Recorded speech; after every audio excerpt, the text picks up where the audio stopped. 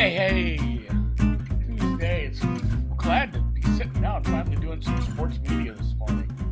Brown bag bets, an hour late if we started a half hour from now. Only a half hour late, really, if my math is correct. But I had some golf stuff to do. Noops is out today. Matt Rooney joins me. We'll talk some bets in a few different sports. I've got some golf to start. He's got some baseball. The Euro semifinals are today. I think I'm 90% sure. I almost bet them yesterday. I thought they were yesterday. We have one semifinal today, and then Matt will regale you with some tales from the SEC. So sorry we're late. Thanks for joining. If you did, if you are in the YouTube, hit the thumbs up right away. I should never ask at the end of the show once everyone's leaving and has already left. I should ask, you have to hit thumbs up before I'll even give you any bets. Kind of hold you hostage. Matt, how are you doing today? I feel like you said I'm joining you today. You're actually joining me on a Tuesday. You're kind of the odd man out on Tuesdays. Usually you're not the one. I should have made you do the opening. It's nice to have you. It's nice to have you on a Tuesday, Andy. It is cool to be out here on a Tuesday, and this is outside of these two shows, I don't have any meetings. It's going to be getting ready for more football stuff, doing some golf betting. I have my outright card, I think, ready at this point for the most part. I do have to look at matchups, but we'll start with the Rocket Mortgage up there in the Motown, beautiful Detroit, which, again, it's beautiful. It's beautiful if you don't walk outside of a 2-block radius of the stadiums. That part of Detroit was nice. Right. Driving to that part was a little scary. A lot of bars on the windows in the neighborhood. I think I took a wrong turn. I loved my time in Detroit. It really broke my brain that if you travel south, you're actually in Canada. That still doesn't sit well with me, but it's wild. It is a golf course where even Matt Rooney could probably compete because it's really hard to get in trouble here. There's not water like we saw at the 3M. And if anyone who doesn't follow the golf stuff, you think of like what tournament throughout the year has the most balls in the water? You probably picture the Island Green at Sawgrass. Actually, no. It is the 3M. The 3M has more water balls than any tournament on the calendar because there's a fucking lake on every hole. Not so at the Detroit Golf Club. It is very straightforward. It's old. It was built in the 1910s by oh god, no, I can't remember the architect. That's going to drive me nuts because he's very famous. But it is an old course. It had some refurbishing, but a lot of just north to south. Not here's a straight hole. Stay out of the 4-inch rough, and you should be putting for birdie if you have even an inkling of how to use your iron. So I'm going to give out a couple of my outrights here. A short one and a real long one. Max Homa. I know when you win with a guy, you fall in love with him. It's just like anything else. Like I did have some Max Homa when he won earlier this year. It felt great. And, it's not a guy I wasn't backing before that. I have always liked his game, but I liked how he handled it. I think he's a very level-headed guy, and I've seen what we need from a guy who, to win this tournament, a guy who can get really streaky with the putter, but has the rest of the game to get him there. Like, he's a winner. He's won on tour a couple times in the last year, and he's a good enough ball striker to get a lot of birdie chances. He's not that long of a price. It's not that sexy. 25-1 is still nice. If it won, I wouldn't complain. But it is a course, too, that will give up some high variance. So I want to talk about Mr. Streelman as well. I found a 115-1 on Kevin Streelman. Maybe not a guy you bet as much. He played very well a couple weeks ago. He finished second at the Barbasol. So it wasn't the tour event that was happening over in Europe, but the Barbasol still had everybody else there, and he played very well. And it's probably a good course comp, despite not being anywhere near it in the country. It was an easy course that gave up a lot of opportunities, and it was a scoring system that was, benefiting people who were aggressive. He's had some nice results. He's had 3 straight weeks of 22nd or better earlier in the year at the Players Valspar and Valero. Misses cuts here and there, but he's a good enough player. Again, Honda top 20'd. He he was 7th. He was 7th at the Wyndham, which is next week. So he has played well over the past year at some of these events. 115 to 1's a little disrespectful for a guy who fit a few places that I modeled this week. So a short one and a long one. And these don't start. You have lots of time. A lot of these bets we give you, it's like, hey, um, this starts in 20 minutes. Sorry, guys, but this starts Thursday. You've got all kinds of time. That's what you get from me being here on a Wednesday, on a Tuesday.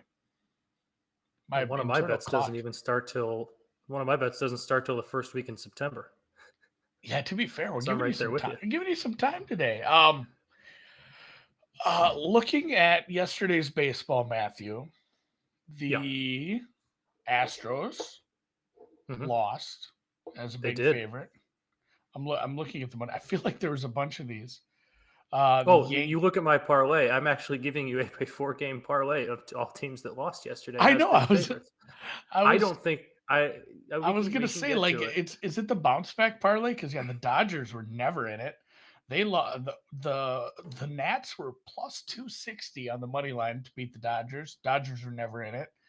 The Tampa Bay was a light favorite. Baltimore is kind of a truck anyway, but yeah, there was a couple of bigger money line favorites that never had. Milwaukee didn't score versus Colorado as a minus 180. So what is it bounce back time? Is that what we're doing? It's a little bit of a combination of I see most of these teams not getting swept or losing a series against a bad team. Not that the Orioles are a good team; they're playing well. That one is more of a pitching matchup, but a combination of I see these good teams bouncing back with I really like the pitching matchup. We can start with the Rays there. They're taking on your Baltimore Orioles. They got Shane McClanahan throwing today. He's one It's of, very good. if he's not the leading AL Cy Young candidate, he's one of two right now. He's very good. He's got an ERA close to 1.7, I think 1.74 at this point. I know Baltimore's been rolling. I know Tampa Bay has just kind of been not as rolling since the All-Star break, but ace on the mound against not really an ace on the mound. I'm gonna back them, especially in a bounce back spot. And then we're going to go to Houston. I guess they're in Oakland, so we'll go to Oakland for Houston. Luis Garcia, not really an ace. They're probably actually going up against Oakland's ace and Frankie Montas, but Luis Garcia has been really good on the road this season. I've talked about him before. He's got like an ERA close to 5 at home and an ERA close to like 2.2 on the road. So he's, for whatever reason, just been a much better pitcher away from Houston. And that combined with, I think Houston has a bounce back effort tonight. I just don't see them losing a series against the Oakland Athletics, a team they're much better than. I don't mind backing that there. Same thing with the Dodgers. The Dodgers are playing a Nationals team that's one of the worst in baseball. They're rebuilding. Mitch White's been pretty solid for them in limited starts this year. I like them in a bounce back effort against the Nats. And then the Giants have Carlos Rodon on the mound, who's been all-star. He's one of the, I think he's top 5 in Major League Baseball in strikeouts, top 3 in the NL in strikeouts. So he's the guy who's going to strike out a million batters. Diamondbacks been playing a little bit better lately, but I'm backing the pitching matchup there. I forgot. I want to say it's Tyler Gilbert. I've been blanking on the name of the D-back starter, but I was looking at the stats this morning. He's got an ERA in the mid 5s. It's just a heavily skewed pitching matchup there, and I know the Giants are struggling as of late. But again, that's kind of what aces are there for, to break you out of slumps. So I like Carlos Rodon and the Giants there, and that parlay pays out at plus 410. It is Tyler Gilbert.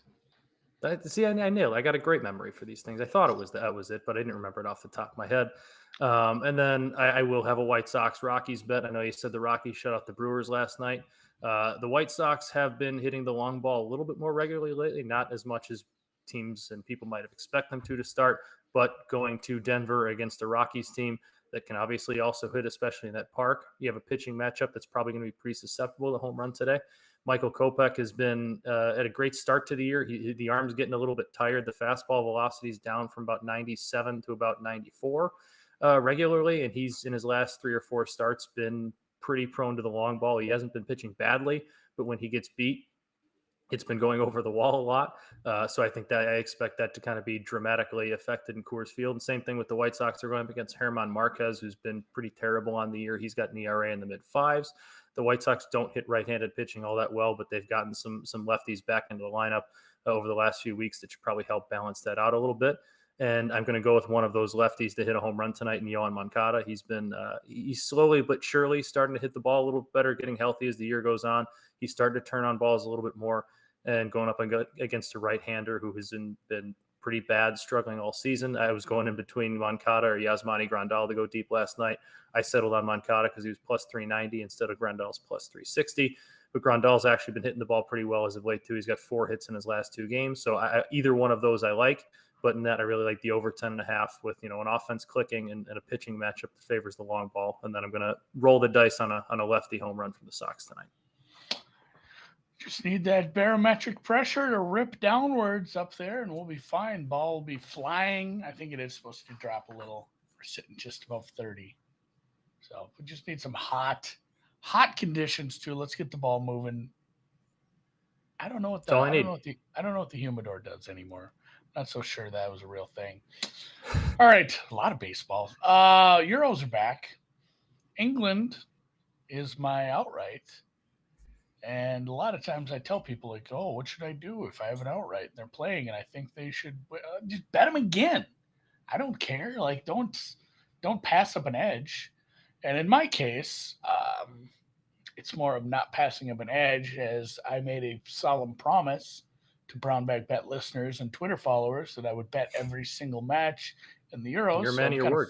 Forced to bet this, even though, man, the quarterfinals didn't go all that well. But England has yet to concede in the tournament. Their group play was immaculate. Their back line is electric, and they're very, very good. Yeah, the group play was crazy good. So England is maybe the best team in the world ever. So that would be awful nice if it turned out they were, because they were my outright. Spain was the first goal that they gave up there. So that Gonzalez Rodriguez bet, that was the one that they've given up. Group play, they kept it clean. They were able to tie it up and win it in extra time against a good Spanish team.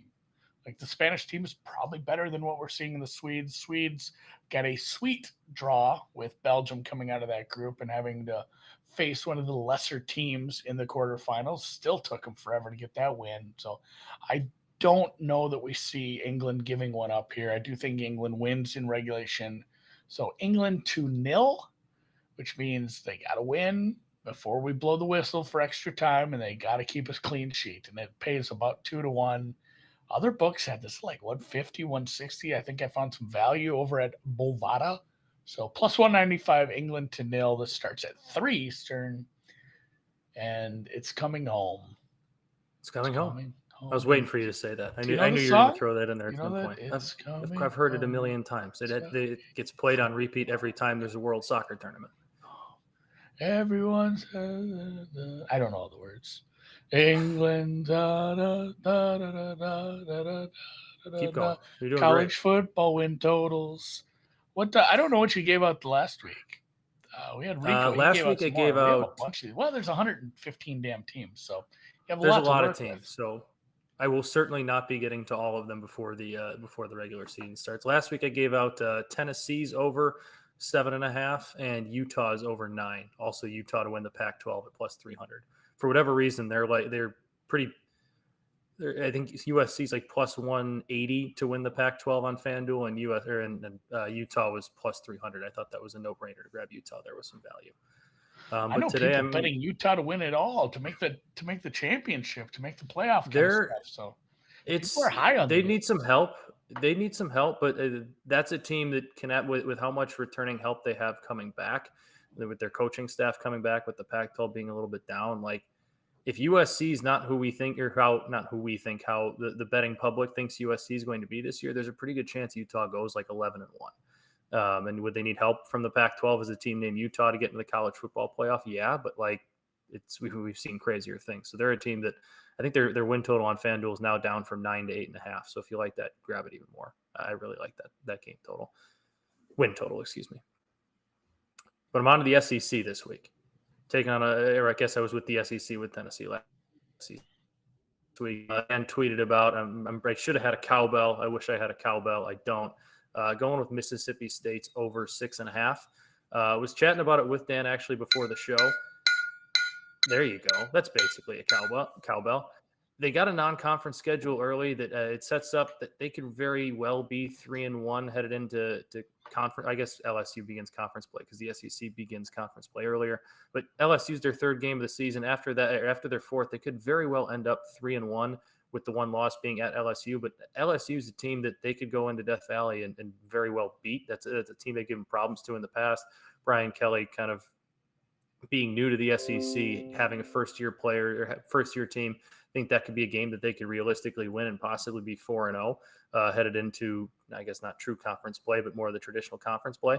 I like that they have so many starters coming back. I guess not starters, but college football more so contributors coming back on both sides of the ball.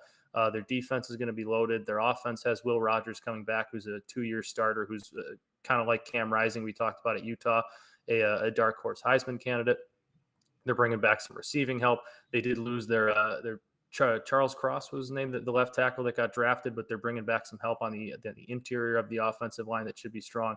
Essentially, I love how much help they're bringing back, how many players with experience that they're bringing back, and I think on a Mike Leach coach team, I think they're due to win some toss-up games, and I think that's what they have down the schedule. Now, if they could possibly steal one from the I think they play 3 in a row, LSU or not LSU, Texas A&M, Georgia, Alabama. If they grab one of those, possibly, I know it's a long shot, but if they grab one of those, I think they'll be virtually locked to get the 6.5. But even if they don't, they have a lot of toss-ups. They could very well win. And I like their coaching staff. I like their quarterback coming back, and the fact they have so many contributors, I think, are 3 big factors in college football. So over 6.5. I know who Charles Cross was because I spent a better part of a month just staring at mock drafts and looking at draft boards. So that name rings a bell. I know Leach, but you'll probably see Will Rogers on those mock drafts next year. Will Rogers, yeah, that's a name that rings a bell. I need to get a little deeper into college football because, boy, I've mentioned this many times. People who know me know Andy takes Saturdays off in the fall because I get so busy on Sundays. And then also I spend a lot of times on Wednesdays betting on college or NFL. And then I do those halftime shows, and the family gets mad at me for spending so much time gambling and watching football. Always gambling, Andy. So Saturdays are for the family. So I will just place whatever college bets smart people I listen to bet, and then check the accounts on Sunday morning, and hopefully I didn't piss too much away.